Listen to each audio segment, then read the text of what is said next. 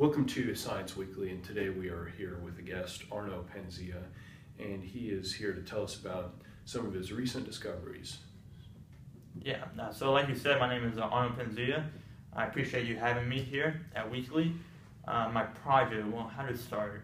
Actually, in the beginning, I was working with Bell's Lab in the 1960s, which we were using an antenna for satellite transmission system called actually, you might have heard of that. The project became useless due to the Tesla satellite, which basically did the same task as Echo, so therefore the Echo project had been canceled. However, a colleague of mine, who also worked there, named Wilson, a radio astronomer such as myself, and I continued our research on the available hot metal antenna. However, long story short, a background noise radiated from the antenna, which turned out to be evidence of leftover harmless cosmic microwave background radiation. And then this led to the theory of Big Bang, which we did some more research with Robert Dick, a theoretical physicist pursuing a Big Bang explanations. This gave more evidence supporting the Big Bang theory. Now, what is it that you guys are trying to find? That's a good question. At first, we weren't really sure. We were just trying to make observations.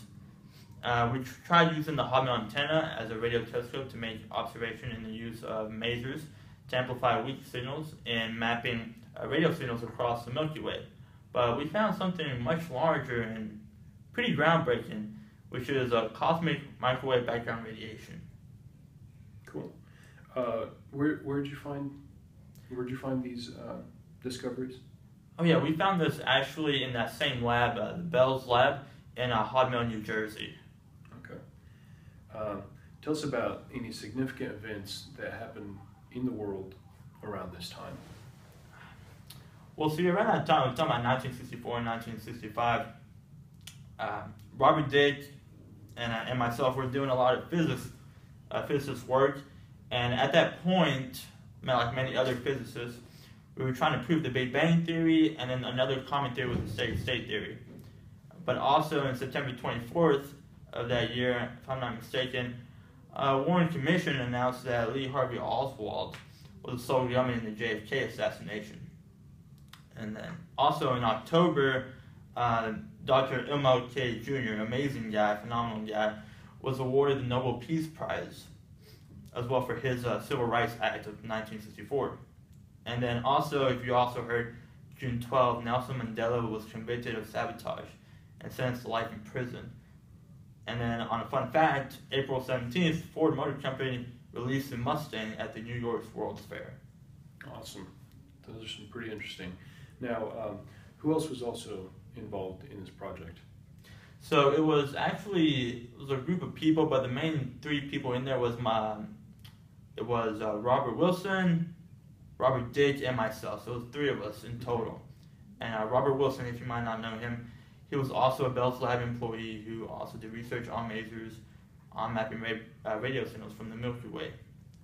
And then Robert Dick from Princeton University, he was a physicist hoping to find theoretical explanation to Big Bang explosion residue.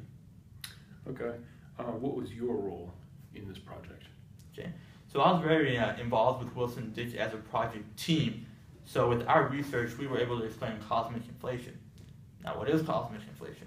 Well, the universe expanded faster than the speed of light, which gave reason to constant CMB temperatures, which is your cosmic microwave background radiation.